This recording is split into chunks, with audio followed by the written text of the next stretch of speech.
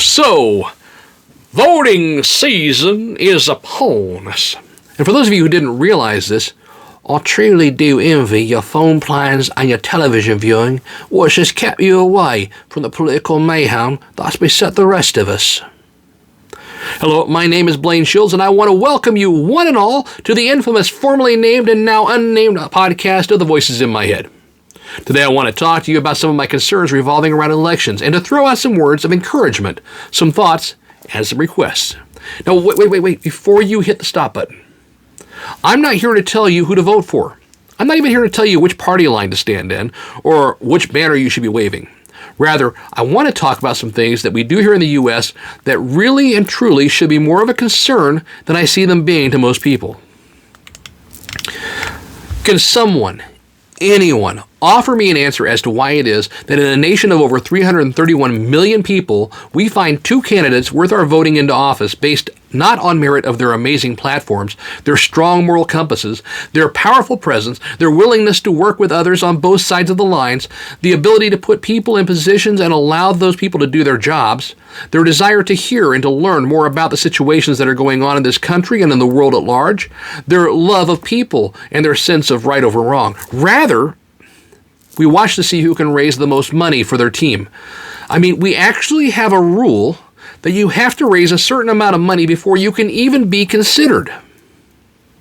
In a nation where we have so many free advertising venues and so much ability to reach out to folks on a personal level with little money, we still push to see who can get the most money, which in turn means that the candidate that you're voting for has the most big pocket donors out there who can, in turn, navigate the pulse of the nation once they're in office.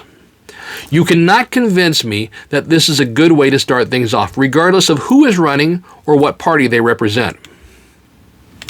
Does the average person have $10,000 they can toss at an electoral candidate? No. Do they have $1,000? No. For the most of us, we might be able to do $20 or $30 at best. But those small donors aren't the problem. There are many who give thousands to the campaigns. Meanwhile, we're in a pandemic with businesses struggling and shutting down, people on layoff or termination, people in medical dire straits with bills piling up and up and up, and income slowing down and down and down. So whose voices are being heard? Honestly, show me a candidate who reluctantly steps up to bat or is helped up to bat by his or her friends, who is of good moral character, reputable, respected, and desires to make a difference. I don't care if they come from a non-political background and the best job they ever had was working in a movie theater, or they were a stay-at-home mom, or they worked in a factory, or they're an actor or a musician. It really doesn't matter what they worked as or what they didn't work as if their heart's in the right place. That's the kind of person who should represent we, the people. Now for another area of discussion. We need to be better people. If we are forced to read our own words that we say or type out, tweet out, post up on Facebook, or watch our attitudes played out on video, we would have to be ashamed. Name-calling, criticizing, cussing out, bullying, threatening, hatefully responding, terrorizing, and then getting others to join in on the bullying process. Honestly, I have people I'm going to vote for, and you have people you're going to vote for. And if we don't agree, that's called democracy. We could live in a nation and a time where there is only one choice and you are required to vote that choice. But you have options. And voting one way or the other does not make you an idiot, a racist, a bigot, a hypocrite, a loser, or any of the other hurtful and hateful words that get thrown around, many of which I would have gotten my mouth washed out with a bar of soap for using. And yet I see many people throwing these words around and being hateful and then using words like love, peace, hope, justice, balance, righteousness, prayer, freedom, faith, and tolerance. We have to be better.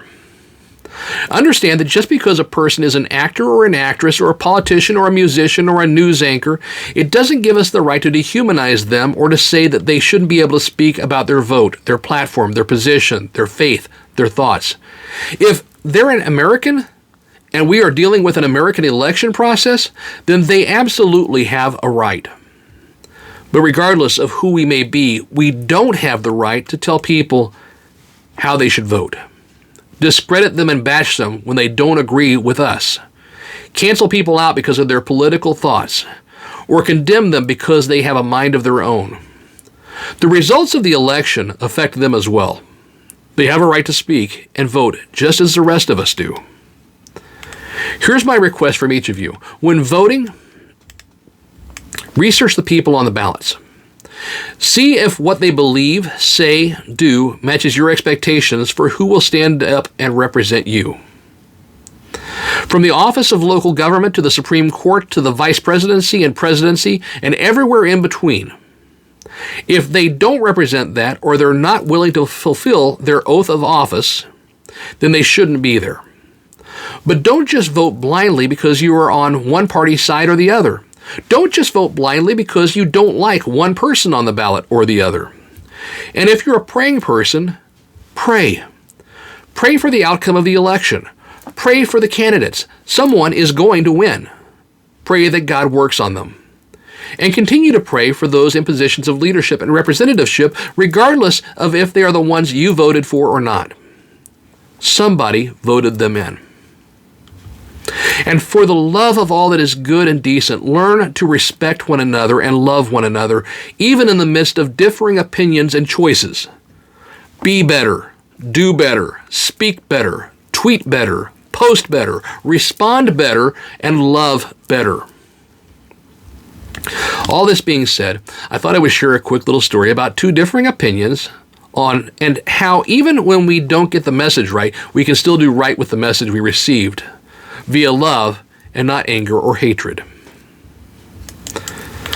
So one day, there's this guy walking down the road and he sees a penguin wandering in the streets downtown.